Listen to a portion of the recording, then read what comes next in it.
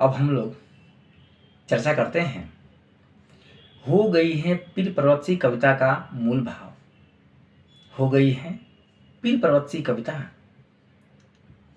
दुष्यंत कुमार जी के काव्य संग्रह साये में धूप से ली गई है।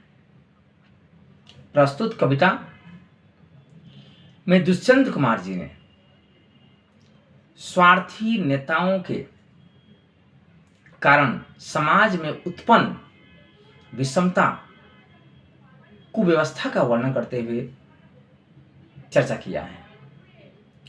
उनका कहना है कि आज स्वतंत्रता प्राप्ति के बाद स्वार्थ लोलुप नेताओं से आम जनता का मोह भंग हुआ, क्योंकि जिस प्रकार नेताओं ने जनता के साथ झूठे वादे किए थे, झूठे लालच दिए, लेकिन उन्हें पूरा नहीं किया। आज चारों ओर अकाल, बेरोजगारी, भूखमरी आदि आज भी आम जनता के जीवन के अभिन्न अंग बन चुका है। प्रस्तुत कविता में कवि दुष्यंत कुमार जी आम जनता को संबोधित करते हुए कहते हैं कि उठो और अपने हक के लिए लड़ो, उठो और अपने हक के लिए लड़ो। अब समय आ गया है जब हम सब उसका प्रतिकार करना चाहिए, उसका विरोध करना चाहिए। वे कहते हैं कि अब कष्ट बहुत ज़्यादा बढ़ गया है और उसने एक पर्वत का रूप धारण कर लिया है, और जिस तरह हिमालय से गंगा निकलती हैं, उसी तरह आम जनता के हृदय से भी सारे संसार को सुख प्रदान करने वाली क्रांति की लहरें फूटनी चाहिए। कवि कहते हैं कि यद्यपि आम जनता अब अपने प्रति किए हुए अन्याय के खिलाफ आवाज तो बुलंद कर रही है, लेकिन अभी पूरी कोशिश करनी शेष है।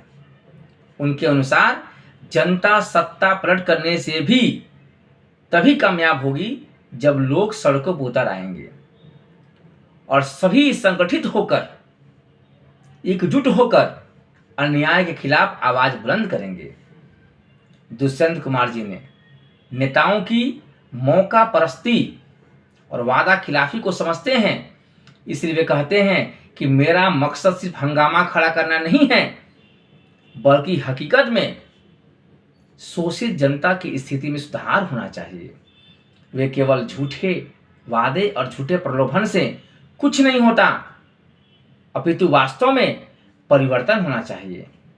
और अगर